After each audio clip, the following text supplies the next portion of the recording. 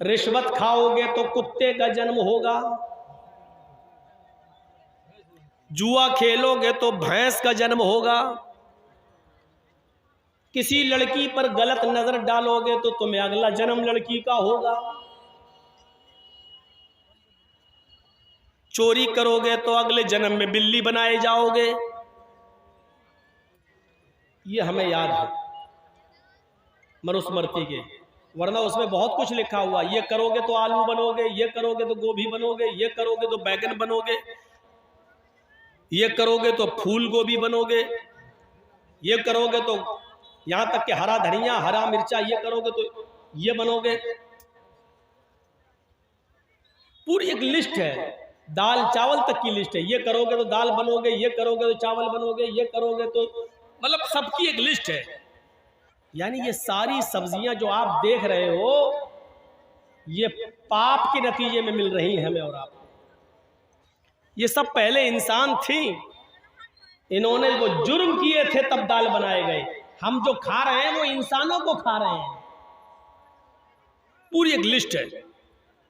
एक बार मैं पढ़ रहा था मनुस्मृति, तो उसमें देखा तो मैं सोचने लगा, या अल्लाह, इसमें लिखा है कि जुआ खेलोगे तो भैंस का जन्म होगा, तो दुनिया में जितनी भैंसें हैं इसका मतलब ये पहले सब इंसान रही होंगी।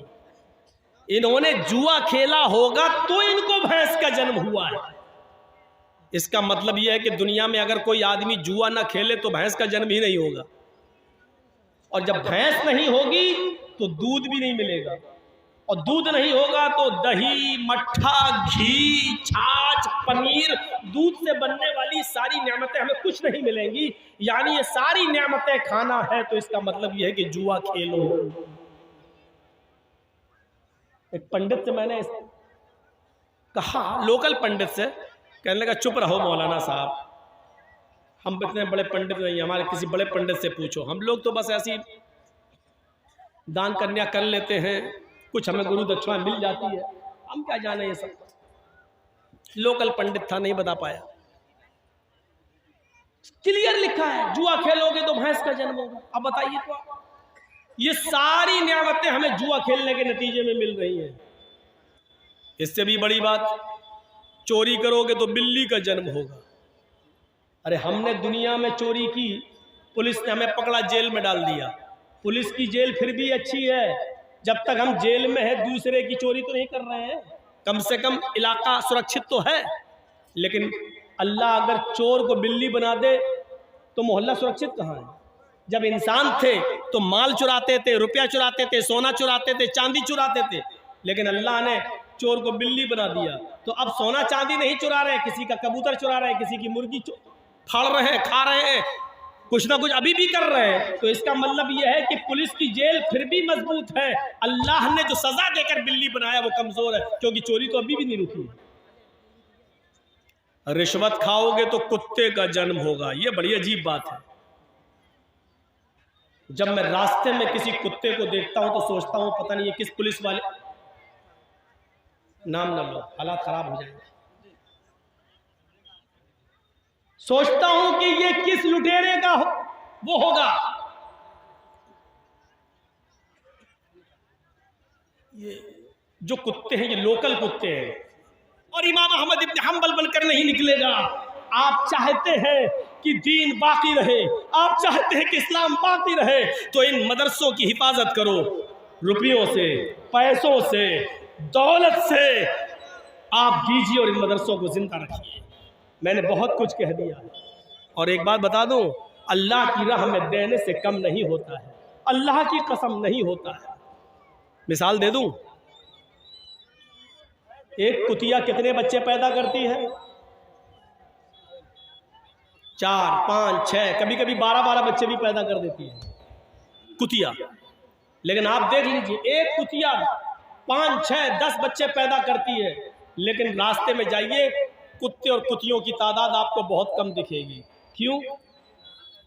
बस सड़क पे कोई इस ट्रक से मर गया, कोई उस बस से मर गया, कोई इससे मर गया, बहुत। एक कुतिया 10-12 बच्चे देती, लेकिन तादाद कुत्तों की बहुत कम है। और एक बकरी को देख लो, 2 ही बच्चे देती है, बहुत कम है जो 3 दे, 1 या 2, 2 या 1। इस साल भारत के 35 करोड़ मुसलमानों में अगर 1 करोड़ भी कुर्बानी हुई और 1 करोड़ जानवरों को ज़िबा कर दिया जाए, अगली साल कुर्बानी का महीना आता है तो आप देख लीजिए कि 1 करोड़ की तादाद फिर से तैयार हो जाती है। क्यों?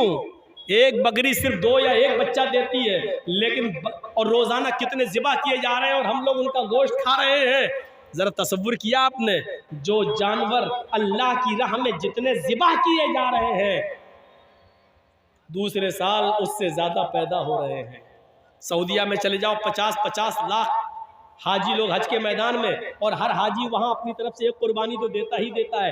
50 लाख हाजी का मतलब 50 लाख जानवर एक साल कुर्बान हुए, दूसरे साल 50 लाख फिर उसी सऊदिया की सरजमीन पर पहुंच गए। जो चीज़ अल्लाह की राह में जितना कटती है, जितना खर्च होती है, वो बढ़ती है। मेरे भाइयों, आप अल्लाह की राह में जितना दोगे बढ़ेगा, इजाफा होगा, आपके घरों में बरकत होगी, और जितना सैद के रखोगे, बचाओगे, तो कभी आपके बच्चे की बीमारी में चला जाएगा, कभी किसी को कैंसर हो जाएगा, कभी किसी की किडनी खराब हो जाएगी, अल्लाह ताला कहीं ना कहीं वसूल कर लेगा।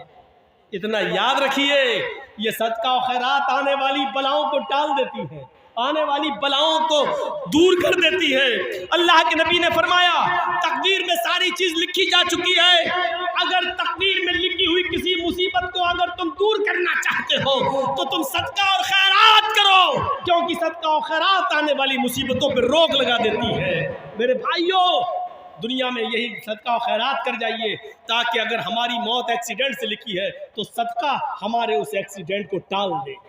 अब आप कहोगे कि तकदीर में तो सब लिखा है, हमारी मौत जब, तो तकदीर में ये भी लिखा होता है कि इस आदमी की मौत एक्सीडेंट से लिखी है, लेकिन 1 महीना पहले ये सदका और खैरात करेगा और हम इसकी मौत को टाल देंगे। ये भी तकदीर में लिखा हुआ है, ये भी तकदीर में लिखा हुआ है। मेरे भाइयों, इस्लाम के अंदर पूरे के पूरे दाखिल हो जाइए। एक मुसलमान दूसरे मुसलमान की इज्जत व आबरू को समझे। चलिए, 2:10 हो चुके हमारी खड़ी में। मेरे भाइयों, मैंने 10 मिनट फिर भी ज्यादा ले लिया है आपका, फिर भी आपको देखकर थोड़ा सा रहम आ गया है हमें। मैं चाहता हूं कि 10 मिनट और बैठ जाऊं आपके पास, और इस बैठ कर मैं इंतजार कर लूं। आपने जिस तरीके से चंदा करना चाहिए और होना चाहिए वो नहीं दिया। मेरी इन मिसालों के बाद, सदका और खैरात की बात कह देने के बाद, सदका और खैरात से माल बढ़ता है ये कह देने के बाद, चलिए मैं 10 मिनट का टाइम आपको और देता हूं, और इसके बाद फिर मैं आपसे अपील करता हूं कि अब मेरे कम सुनने ही पर आज इक्तिफा कीजिए। जिंदगी रही तो फिर कभी बुलाइएगा, और इंशाअल्लाह मैनेजमेंट और टाइम के मुताबिक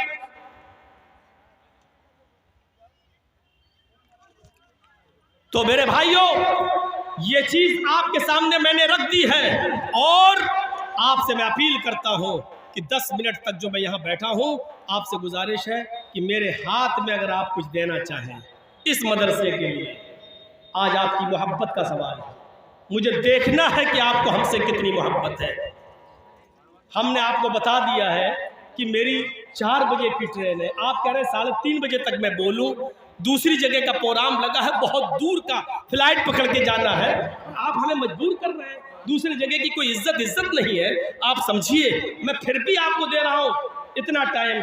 आइए, एक साथ 50 रुपये। हम दुआ नहीं करेंगे, इसलिए कि मैं इस तरीके की दुआ को सही नहीं समझता हूँ।